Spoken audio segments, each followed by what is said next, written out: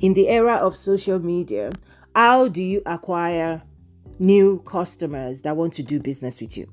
I've shared this before, and these are the things I teach at the Entrepreneurs Academy, is that your followers are not your customers, and customer relationship is a specific type of relationship that you cultivate. And it actually includes people, right? People's willingness to actually pay you to acquire the services or the product you're selling, right? So that is a unique, distinct relationship that you need to be looking for. So in acquiring customers, okay, part of the strategy, it's not just collecting followers, okay? It's actually looking for you're looking to develop a specific, distinct relationship. And that relationship is driven by value for value. Again, value for value.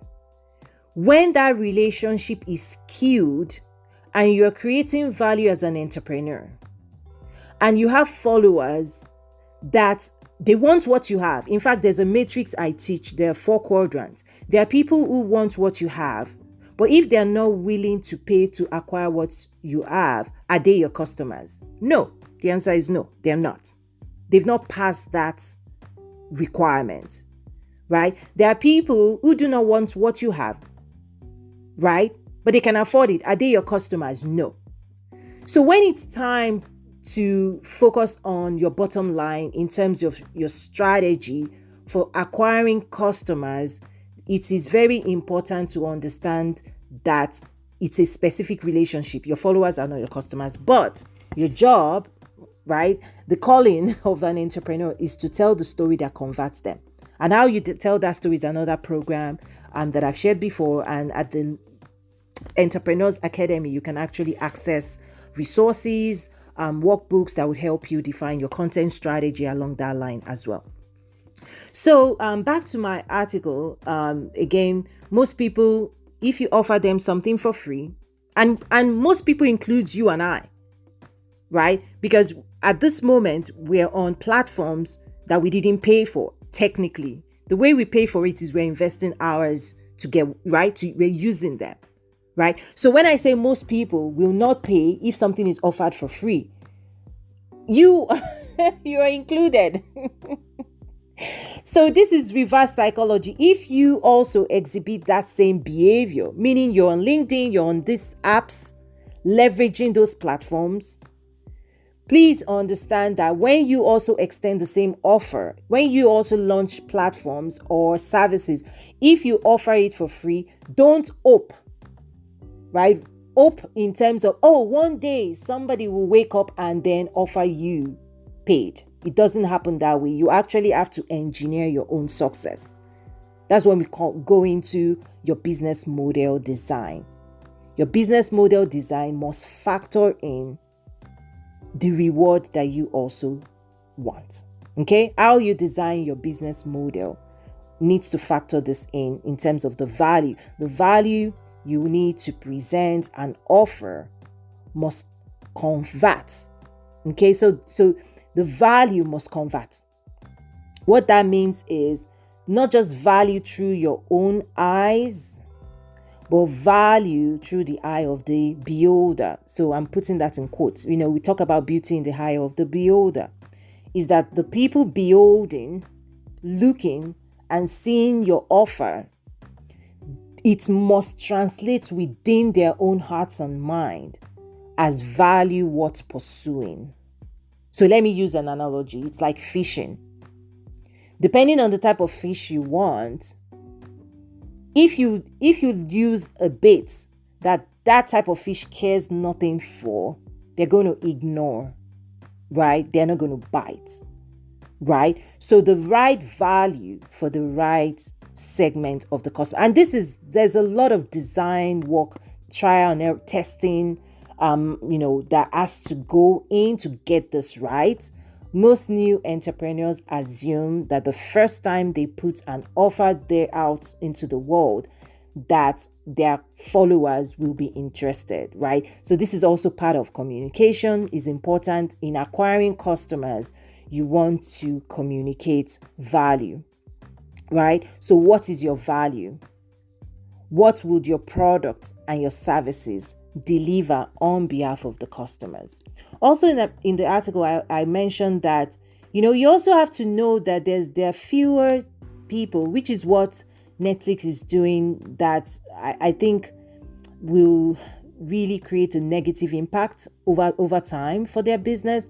Is absolutely, in business, we do know that there's a small segment of human population that will actively pursue getting something for free that they know is supposed to be paid. This is a known factor in retail. That's why you have cameras, you have all of these things. In the days of TVs, cable, all those stories, right? For Netflix to make a big deal out of it, it is a big deal to their bottom line, right? So it's not about ignoring those things. It's about understanding it and internal to your business, designing something.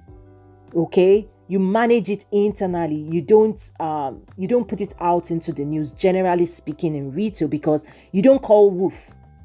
Why? Because it's more it has a negative connotation in the world of your customer in retail.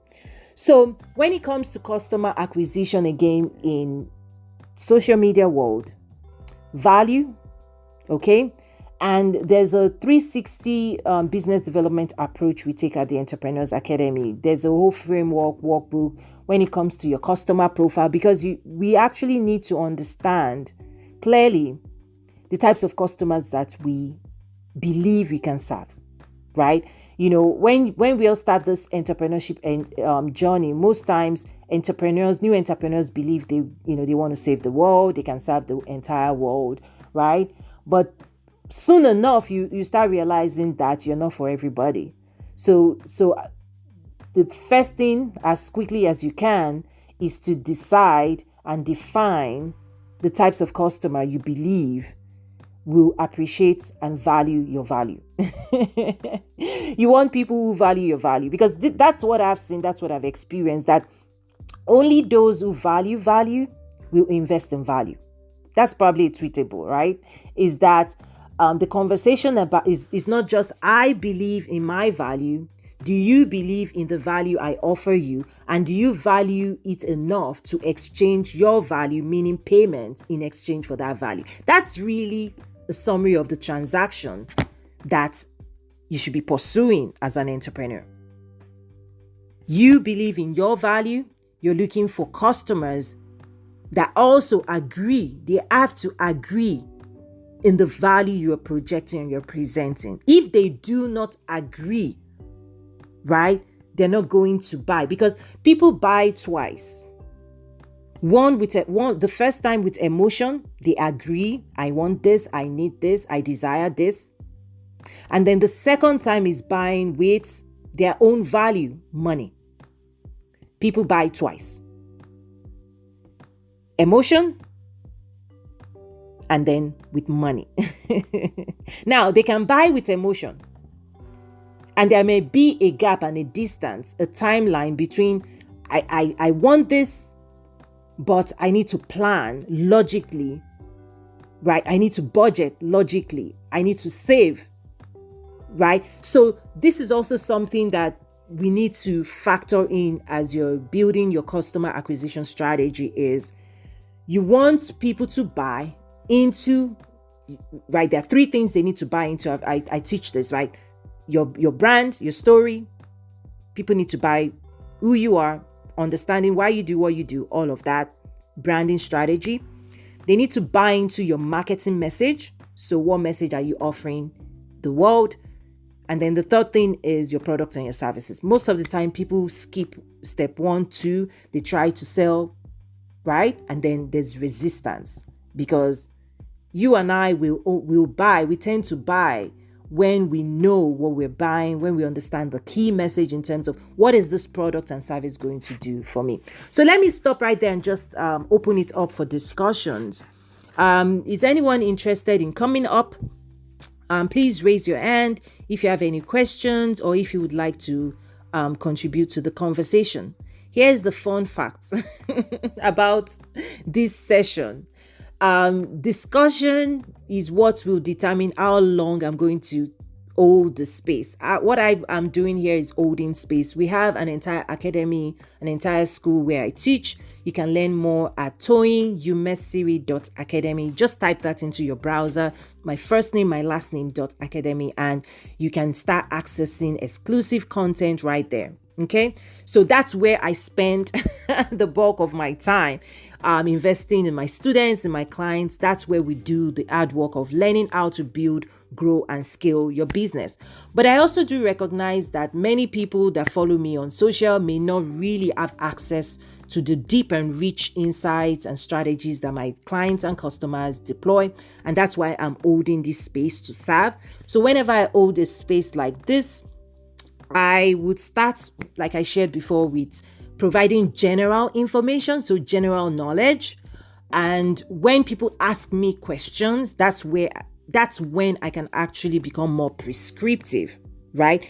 And the example I give is, you can always go to Google to ask specific, general questions. You can go to WebMD as example to ask, to search for general questions. But when you need a medical doctor is when you need specific solutions to your own context. And that's really the power of asking questions, right? At the Entrepreneurs Academy, right, one of the things I encourage entrepreneurs to do every single day is to refine the questions they ask. Because when you ask, questions are powerful, right? Questions are powerful because the right question will lead you to the right answer. The wrong question will lead you to the wrong answer, right? So there's power in questions. That's why I use a lot my classes, and when I'm teaching, I use a lot of workbooks with questions. We have the Entrepreneurs Workbook with 30 plus strategic questions that gets the entrepreneur doing deep research on their customers, on the market, in developing their products, their brand messaging, right? Understanding the market dynamics, all towards acquiring customers, right? Because when you want to acquire new customers, it's so important, okay, to make sure there's clarity, you understand the mindset. And in the article I launched and released today, and you can find it on my profile on LinkedIn, I shared 5 things you can actually also do to really start addressing this whole free versus paid. What do you need to do to retain your customers? So Dr. Olushola, okay, you're coming up. Yes, you're braving it. Thank you for being here. What's on your mind? What questions do you have, sir? Always delivering value. And one of the key points, this our conversation is always been on and on. I want you to address, you've mentioned this aspect of customer acquisition. However, and you've given us a wonderful rhyme of your value must be valued by the customer who values your value, and people to obtain value for that value which you carry. However, and how do you, and I know our last conversation which we had when you had your life, how do you break free from inhibition? Inhibition in which you're just feeling somehow, you're forced, maybe for you who have been doing this, you're trying to place value on the value you carry, and you've not done that before, and there's this force of inertia in you, and you're just knowing. Now, I should have, after the last conversation we had, put out a lot of messaging and everything, but I've not been able to break that force of inertia. Okay, what the question you're asking, this is why I love questions, is that you've called out something that happens, but the root cause is usually different for each person, right? Is that everybody at some point goes through what you're saying, but what their struggle, each person has a unique, distinct struggle. So this is where personalized coaching and conversations like this is important, because the question you're asking is common. It's common to man, but the solution has to be specific to you. Makes sense? So let's dive into your world, and I'll say a few things, okay? And then you can say yes, no, because what we're trying to do now is diagnose, just like a doctor would say, where does it hurt?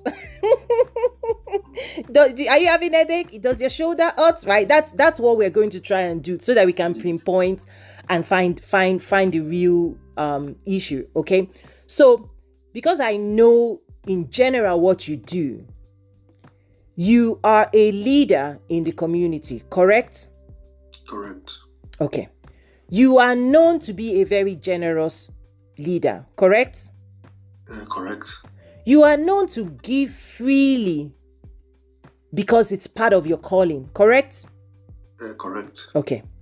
Now, here is the transformation and the transition, because we actually have the opportunity to teach people how to treat us. It's our responsibility as entrepreneur to train, to tell the world who we are, and to also train them on what we will accept and what we would reject. And that can change from time to time. Okay? So all the three things I said about you remains true. You're a leader, you're a generous leader, you serve and give freely to your community. That's one side. People who have known you through that lens, we have to say this publicly, they will struggle. Some of them will struggle to now see you in this other shift that you are making. Okay? So I'm speaking words so that you can write it and know what you're dealing with. Because we must review the enemy. We must expose the enemy to our success.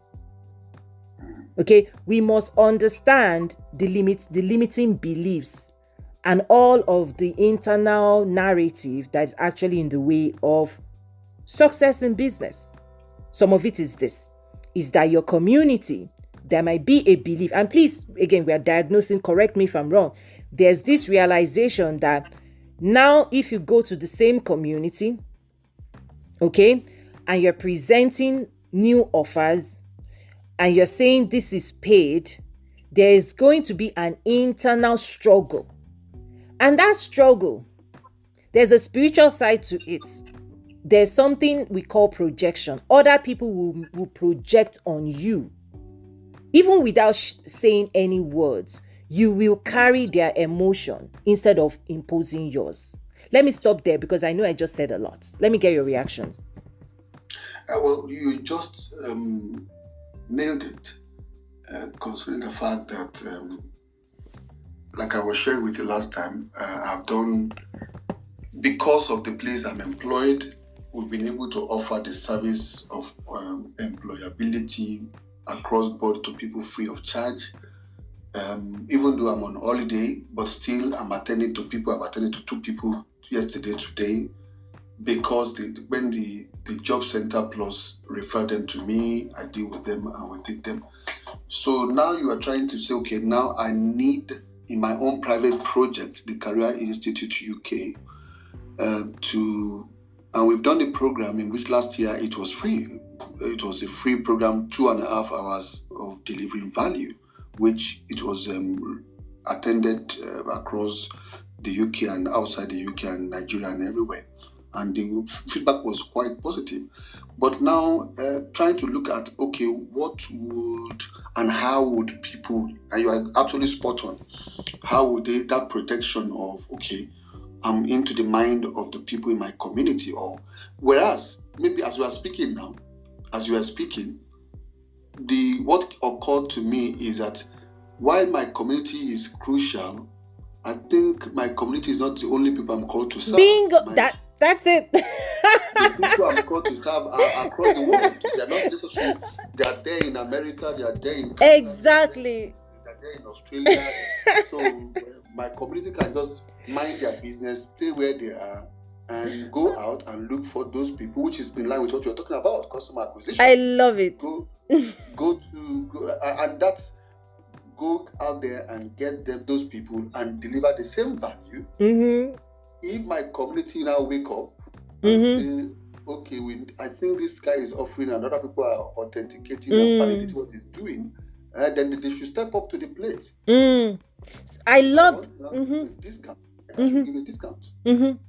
I love this conversation because usually when we're sharpening each other, right? This is the power of coaching, right? What I see is when you give people a way of thinking, you can see the aha moments happening, right? Is a discovery of, why am I caging myself? Why am I limiting myself? Why am I thinking this way? There's actually a way out. Like, one of the things coaching does, it gives you a way out of your current boxed in space. Because we have to know, and we all need this, right? We all need this, is that there are times limiting belief is limiting, right? But a higher perspective, if you can tap into a higher perspective, you set yourself free, right? That stories that people buy into is the cage of the mind, right? It's actually the prison of the mind.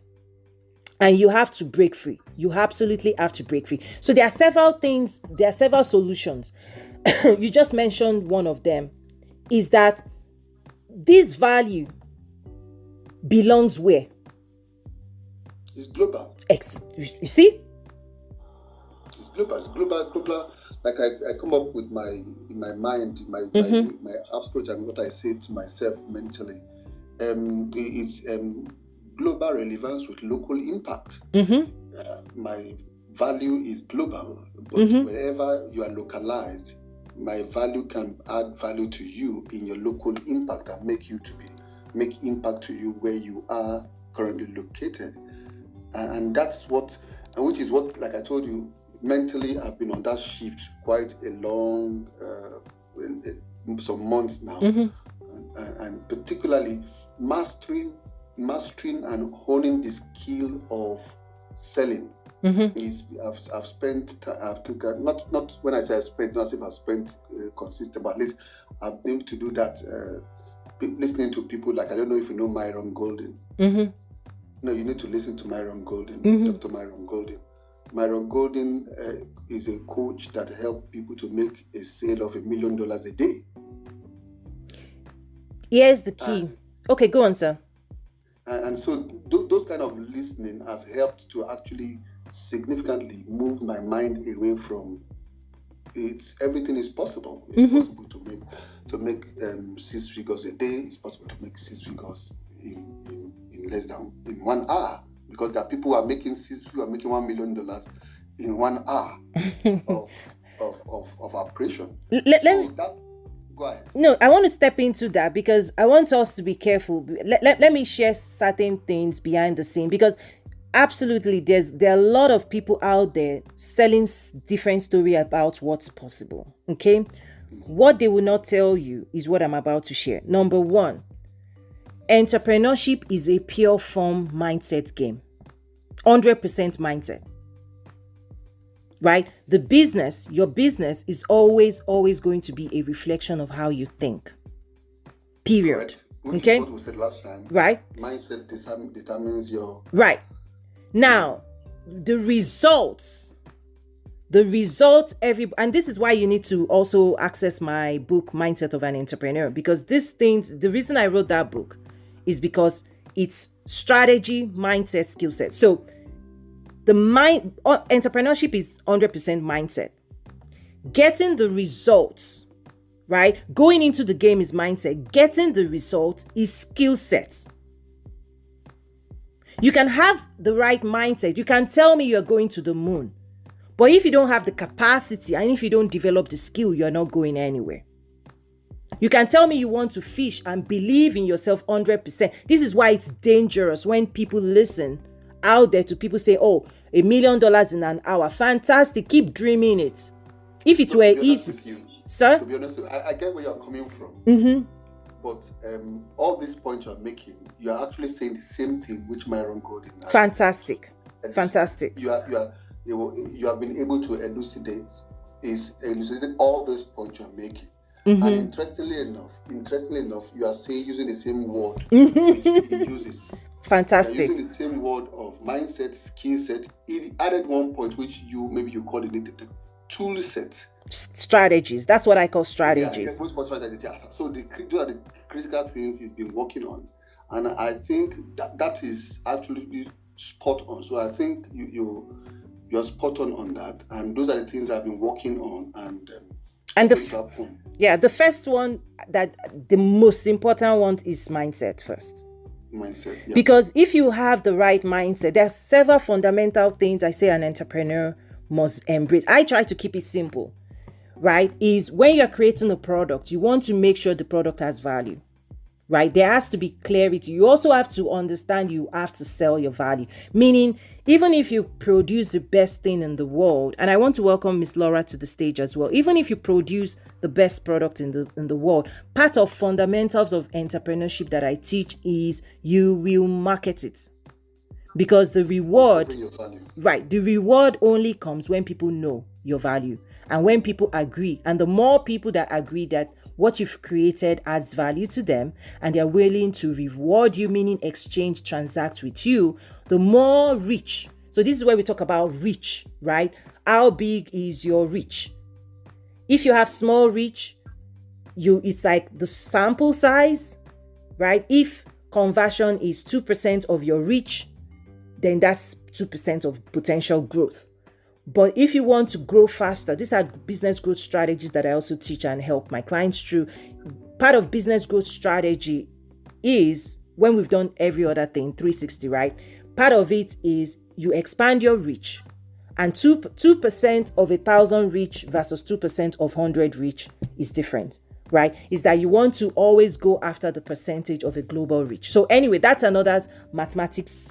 You have to figure that out. That's why you grow your reach. Unfortunately, a lot of times people grow reach, but they don't have a product, which is another conversation entirely. But let's bring Miss Laura into the conversation. Thank you for being here, Miss Laura. Hi, thank you for having me. Awesome. I wanted to get the name of the book that you wrote. Oh, yes. And then also, when you talked about the marketing segment part, it's important to make sure that whatever product or service that you're planning to launch, that there's a functional need, an emotional need, and that it's going to make their life better. Oh, yes. I love, absolutely. There's an entire, so I developed what we call the entrepreneur's journey map to business growth and success. And I always say the customer is the heart of your business. Like, I use a lot of analogies. Heart in terms of blood flow, like the human body is blood flow. You also think about cash flow. Cash flow in business flows in what direction? From your customers into your business, right? So part of the resources we have at the Entrepreneurs Academy, actually there's a 5-part series in terms of relationship you want to build with your customer. You need to identify them. You need to understand them. You need to build solutions for them. You need to market to them, and then you need to sell and support them. That's the framework I designed, and is unique to the academy, right? And in each of those relationships, you have to do each of them well. Right? Exactly. If you identify them and you don't seek to understand them, how do you offer them to your point? How do you know they need this? How do you know they want this? How do you know this is going to add value to them? Right. We can identify. That's where market research comes in. Exactly. That's where market research comes in. Yes, absolutely. Like, one of the things that is so incredible that I've seen is, depending on the experience level of entrepreneurs, the reason I'm using that word experience is that entrepreneurship must be treated as a profession. Unfortunately, entrepreneurship is the only space that we find people, waking up, they go to bed today as an accountant, they wake up tomorrow, or they go to bed today as an engineer, and then they wake up tomorrow and say, oh, I'm an entrepreneur. Right? Everybody becomes an entrepreneur, but everybody cannot do the same with other professions. Like, you can't wake up one morning and claim to be a medical doctor. You can't say you're an accountant. You can't say you're an architect, right? But in entrepreneurship, we say that, and this is why I am passionate about all of this work that I do, the training programs that I develop, the curriculum, and I'm actually deploying some of those programs with the United Nations to the continent of Africa. Like, I do this work here in the US, but we're taking it global as well. Is that at the end of the day, there are actually skills. Skills must be developed to actually achieve success. Specific skills, Exactly. sales skills, Have to. marketing skills, right? Is that, but depending on the experience, right, of each entrepreneur, I'm finding out that the awareness level of this may be different. Like, and I've written about this before, that entrepreneurs in their first year, in a way, in a very interesting way, they are the ones that believe they need help the least. In fact, they don't believe they need any help, right?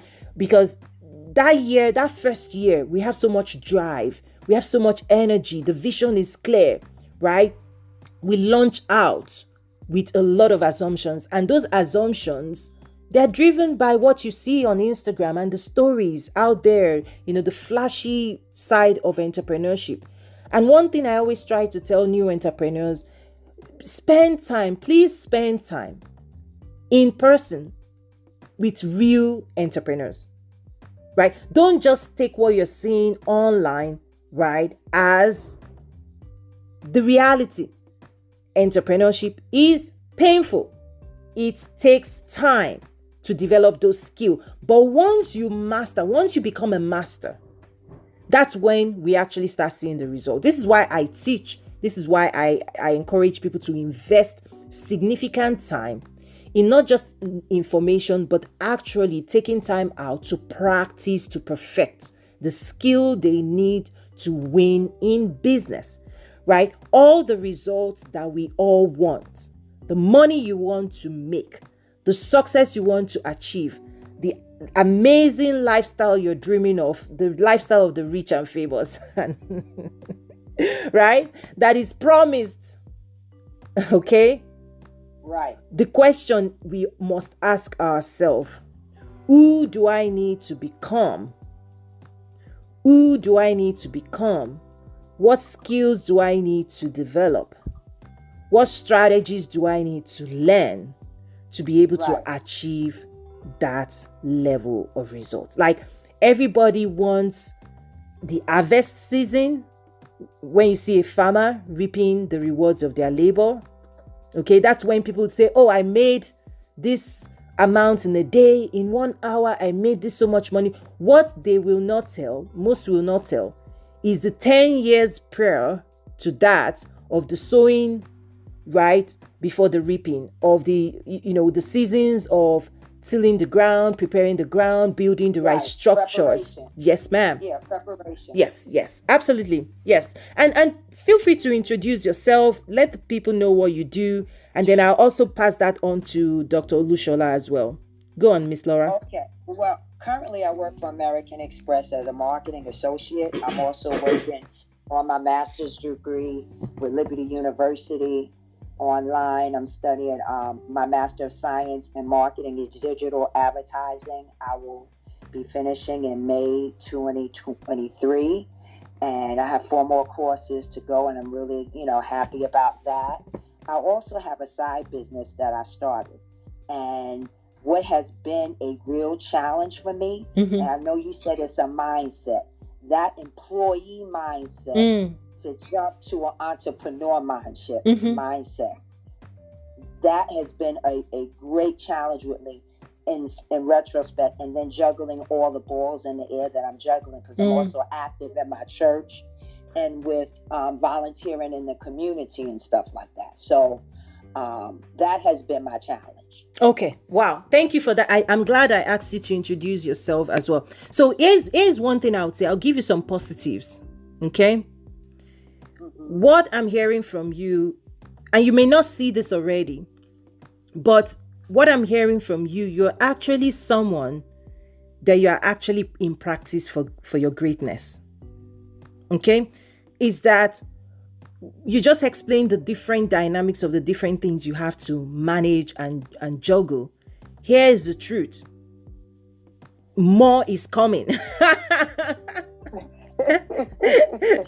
Right? Yes. Right? More is coming. Right? More is coming. I have to have a stable mindset to be able to handle it. Uh, Because remember, God is not going to give you something and bless you with something if you're going to mishandle it, because He's all knowing, so He knows. So my prayer every day is, Lord, help me, teach me, show me, guide me. Wow. And the lessons I need to learn, help me to see it and grasp it and learn it. Not Wow. for the sake of moving to the next level, but for the sake of learning it so that I know. So that when I share and I try to help somebody else that's been where I've been, I could tell them.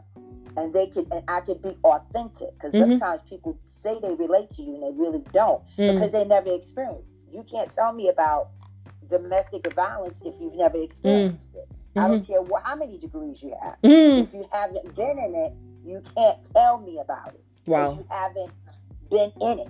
You haven't been drenched in it. Wow.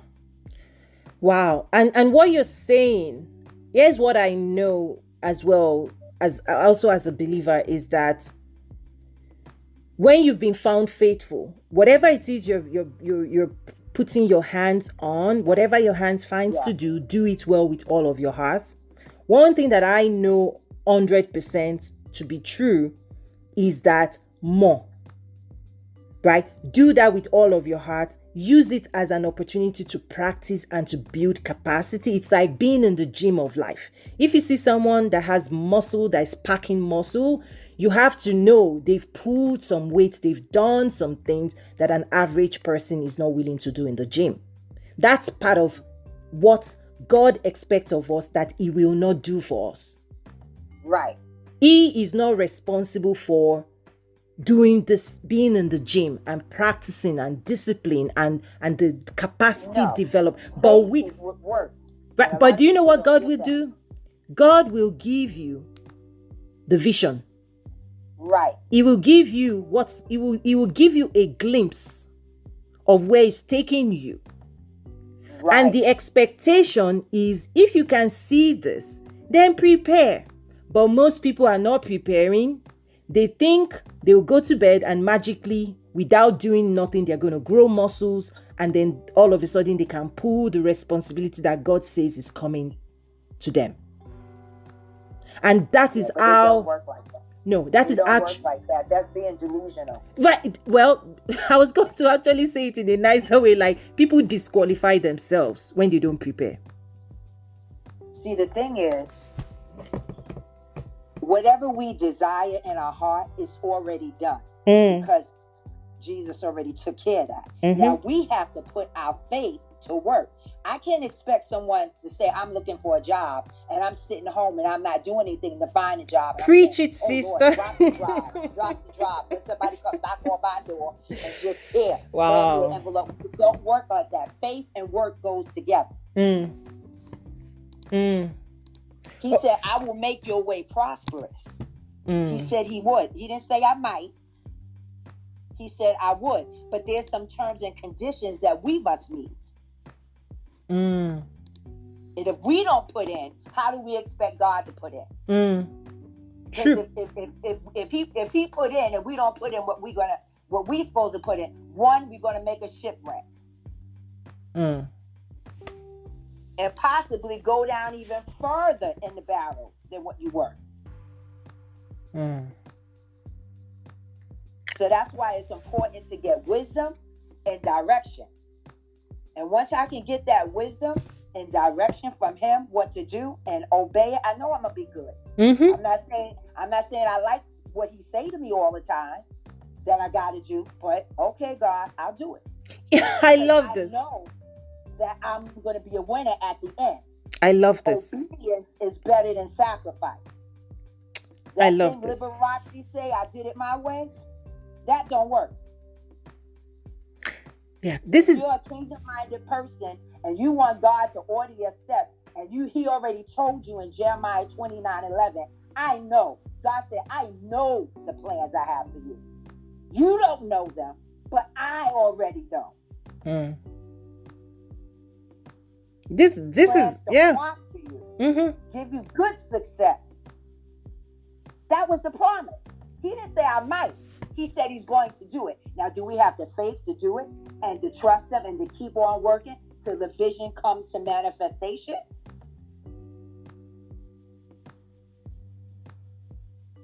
I love this. This is it. This is the energy. This is this is what I look for. This is it.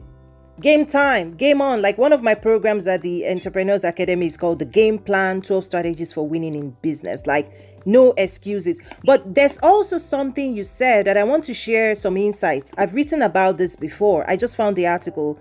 It's called seven powerful lessons, for those who want to, go from corporate to entrepreneurship. I've written about this before.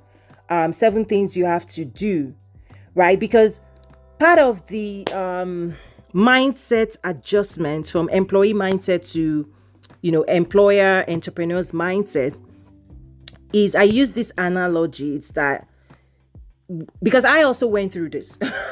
I went through this, right? I built my career in corporate before I became an entrepreneur, right? To pursue this work. Is that if you see a lion, right, the DNA of a lion is intact. But if a lion has been domesticated and been in a zoo, the longer it's been in a zoo, several qualities and skills of the lion becomes dormant. Because for lack of use, right, in the cage, is that, right, if your breakfast, lunch, and dinner has been negotiated with an employer, you don't wake up every day going after breakfast, lunch, and dinner. You don't worry about breakfast, lunch, and dinner. And the skill that is actually required to get your breakfast, lunch, and dinner is dormant, becomes dormant. The longer you stay in corporate, the more dormant it becomes. The entrepreneur is like a lion released into the wild. The longer you are in the wild, the more those senses will become activated. Right? It's because your survival depends on the natural giftings that God has endowed you with. When your survival, becomes dependent on you and God, you will develop, you will grow or go back. And there's no going back, right? And this is why I try to tell new entrepreneurs, learn these things fast. You can actually spend the next 5 years working on this one skill and still not get it. That's why coaching and discipline and training, you can train in months, and get these skills activated quickly. Or you can actually spend the next 5 years and still be trying to develop yourself. I've seen this happen. In fact, I've gone through mine. That's why I created an entire school just for entrepreneurs, so that you can discipline, thought patterns, strategies, acquire skills faster. Because this only develops over time. The longer you're in the wild, the more, right, those senses come back to you. Because now, and the only way they come back, in a way, it's not, how do I say this? It's not the best way, but if you go at it by yourself, desperation, how do they say? Desperation is the mother of invention. Sometimes you have to be cornered for those skills to flow through you again. It's like the grace and the anointing, whatever that is. It's that when your own hunger, personal hunger kicks in, that is when your virtue starts flowing again. Because when you're in corporate, there's no hunger for your glory. There's no hunger for your greatness. There's none. But when it is you, and this is your thing, your business, your calling, your passion, your purpose, something has to kick in. Something deep has to kick in. Something great in you would have to light up. And that is going to be the fuel that gets you going. But to jumpstart that, it takes a lot of fanning. It's a lot of self-talk. Like, you have to speak confidence to you. You have to develop skill. And one of the easiest way to even develop is to immerse yourself in the community of other lions. Because I know this. Like, if you spend time with me every single day for the next couple of months, in a way, we will transfer energy. It's true. That's why I created the academy. That's why I immerse and build communities, that people who spend time in my community or subscribe to my newsletter or come into my talks like this, the more you are exposed to me, to my work, I know it. That's why I keep showing up. The more you are exposed to a certain type of mindset. You know, one of the questions, how do you become a millionaire? Hang out with millionaires. It's easy. The more you know, and move away from everything. Yes, ma'am. You know the process. The thing is, Mm-hmm. you can want to be a millionaire, Mm-hmm. but what is the process? Yes, you know, as humans, I'm giving a secret here. This is I cannot this is how God made it. Okay? It's a phenomenon. It's more of a principle. You understand it, accept it, live by it, and you reap the rewards. As human beings, when we come into this world, we are a blank slate. We know nothing. Okay? But we are impressionable. True. That's why if you are born into a successful family, it doesn't guarantee your success, but you increase your chances of being more successful. Because if you are sitting, you are eating, you are dining, you are living, you will imbibe. As humans, culture influences us, nurturing influences who we become. Absolutely. Right? The environment has a lot to do too. Right. And your experiences, because that shapes you. Absolutely. It's going to make you a fighter, and you're going to come out fighting like a pit bull because you don't want to, you want to come out of this generational curse, of poverty or whether it's sicknesses or illnesses. There's a determination to be better and to do better. Right. And when you know how to do better, right, you will do better. But if you don't have anyone showing you how to do better, want to do better, you don't know how. It's right. like a baby. Right. The first step, though, before we actually know how, is to see it. Vision. The possibility. Right. If once you can see it, there's some, and again, this is why I'm saying this is a secret. Once you taste something, once you enter certain rooms, once you engage with certain people, once you speak to once you enter certain rooms, there's no going back. It's a principle. It's like reading a book. Once you read a book, door going back to vomit. You don't do that. Now, no one's gonna go back and eat vomit. Correct. That's how I look at going backwards. Correct. So once growth, but that's what it is. Right. So once you're exposed, so the first thing, the minimal thing, even when you're trying to achieve success, I just say, do all you can to get close to it. So I host international summits where people fly in, they invest thousands of dollars to fly into my event. Because when I host my events, we're bringing ambassadors, government, stakeholders. These are people you don't stumble to in your local community. Right. So people invest thousands of dollars, fly in internationally. Why? To be in the room. Because when you're in the room with specific, highly successful people, your hunger is ignited. Exactly. Again, spirits are transferable. Right. Yeah. So basically, once you do that, the how, in fact, part of the solution, right? One of the things God will do is when your hunger, the first thing is to activate your hunger, your desire. In the game plan, I always say desire is what is under attack. Because once your desire can be stolen, that leads to hopelessness. Right? It's like when people believe that they cannot change their situations or their scenarios or what it is, right? If the power is taken from you and you stop believing that you can actually help yourself achieve the success you desire. That's what leads to hopelessness. So we always must activate desire. What do you want? It's God that gives us the will to will his will. What is his will for your life? And aligning yourself with that will. That's the first thing. People are all over chasing. They don't even know what they're chasing. Like, I see this on social media.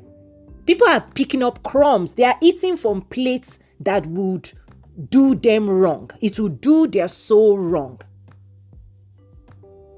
Listen, you can follow 100 people, 1,000 people. It doesn't mean 1,000 people will lead you to the destiny God has for you. Right.